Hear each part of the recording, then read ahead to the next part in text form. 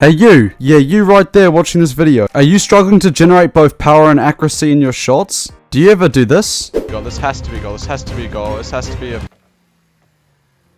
Oh, for fuck. Well, this video is perfect for you because in today's video, I'm going to be talking to you guys about how to shoot more effectively in Rocket League. I'm firstly going to talk about car and ball momentum and how you can use that to your advantage. And then right after that, I'm going to talk about the different types of shots and how you can master them.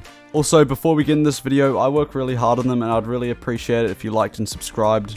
And leave a comment if you'd like to see more videos like this. Anyways, without further ado, let's just get straight into it. Alright, so it's important to have an understanding of momentum in Rocket League. Understanding that your car and ball's momentum is really important for being able to create powerful and accurate shots. When shooting the ball, the amount of power you get is not only going to be dictated by how much forward momentum going the ball your car has, but also the ball's momentum itself. Firstly, for your car momentum, I'll use this example here for you. For you yourself to get good forwards momentum, you need to drive in a straight line before connecting the ball. The reason for this is so you can get the full force of your car going towards the ball and following through it. Also, make sure you connect with the nose of your car. The nose of your car is very important for getting power, as your car's momentum will go towards the nose of your car no matter what, and it dictates what direction your car is going. Also, I'm pretty sure it's obvious for you that speed is important for power as well, which it is. And if you're able to combine this with speed and good straight line momentum, you should be able to, if on target, hit unsavable shots. Alright, second thing about momentum, which I did mention before, is about having an understanding of the ball's momentum. Okay, picture the situation. You're here on the pitch, and your teammate has just sent you a powerful pass towards you. It is important to have an understanding about how the ball's momentum can affect your shot. If you hit the ball straight on here,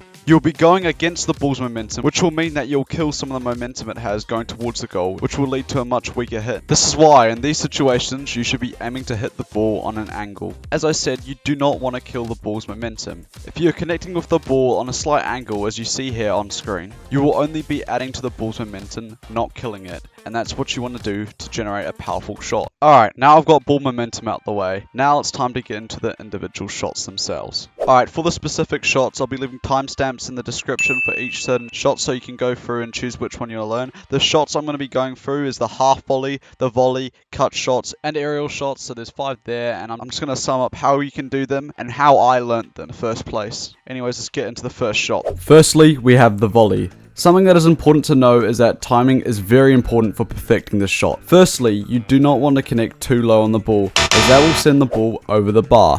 What you want to do is aim to hit the ball from more of a central to higher angle, as both these angles make it easier to keep the ball down, and obviously the higher the angle is, the lower the shot will be, so it's good to not connect too high up on the ball, as you will end up just hitting the ball into the ground. As I mentioned before, timing is very important with this shot, as you want to dodge into the ball. You want to be timing your dodge so that when you dodge into the ball, you're connecting with the front of your car with full force, as you see on screen. This can be quite difficult to learn and it takes a lot of practice, but once you're able to learn this, your volleys will be unstoppable. As you see on screen, when I'm about to hit my volley, I jump up, aim my car so that the tip of the car is facing towards the ball, then I boost into it, connecting with the tip of my car. The second shot we have is the half volley. The half volley is a slightly harder version of the normal volley. However, if you're able to pull it off, it's a much better and more powerful shot. A half volley is the shot where you hit the ball right as the ball bounces off the ground in front of you. These shots can be very easy to get wrong because if you miss the timing / are slightly late to hit the ball,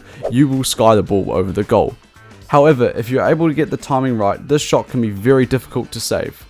Firstly, it's important to remember to aim to connect with the center of the ball. If you hit too low on the ball, since it's already rising up, you will end up skying the ball over the goal. Half volleys are the easiest shot to sky because you are hitting the ball on the rise. Therefore, if you're slightly too late to hitting the ball, you will hit it on a low angle, sending it into the air and nowhere near towards the goal. When you go to perform this shot, you need to pre-jump to the height where you think the ball will go and then dodge into the ball. As you see on my screen, I begin my jump just before the ball hit the ground. I'm able to time this consistently well because of all the hours I've spent in putting into learning this shot. However, you might be wondering how to practice these shots, which I'm going to explain to you guys now. The best ways to practice both the volley and the half volley shots from my experience is firstly just in free play.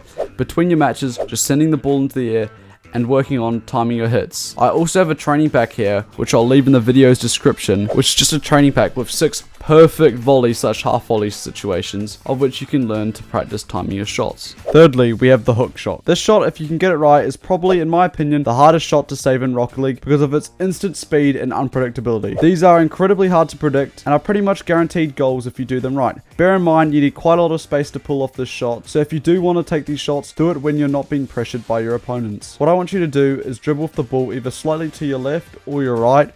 While the ball is moving slowly towards you, quickly change direction and connect with the front of the ball using the corner of your car. This should generate a powerful shot as all your car's momentum cuts off the ball's momentum and generates a high and powerful shot as all your momentum should be shifted into the ball. This shot is very easy to practice as it's not hard to set up for yourself. You can literally go into free play and practice dribbling up the ball to shooting range and practice timing the cut shot and getting it on target into the goal. You should be mainly aiming to work on your aim with this shot because height shouldn't be an issue as you're hitting quite low on the ball. So remember, make sure you cut into the ball and hitting it with the corner of your car at speed. Fourth and finally, we have the aerial shot. As I said before about the importance of momentum, it is especially important for the aerial shot. The reason for this is aerial shots can be a difficult shot to generate power in, as normally you do not have a dodge to flip into the ball with. So what you want to aim for is to approach your shot as straight on as possible. Car momentum is really important for aerial, so when you fly into the ball, you want to connect using the front of your car with as much straight line momentum as possible. You can practice your aerials using this training pack here. This is a pack with various different situations to use an aerial with. What I want you to do while practicing this pack is to work on approaching the ball with as much speed as you possibly can. To get this, it is through straight line momentum, going in the ball straight, and connecting with the ball with the front of your car with as much force as you can possibly get behind it. Anyways, that's all for today's video. I hope you guys enjoyed, and if you did, a like and subscribe would be really appreciated, and see you all in the next one. Bye.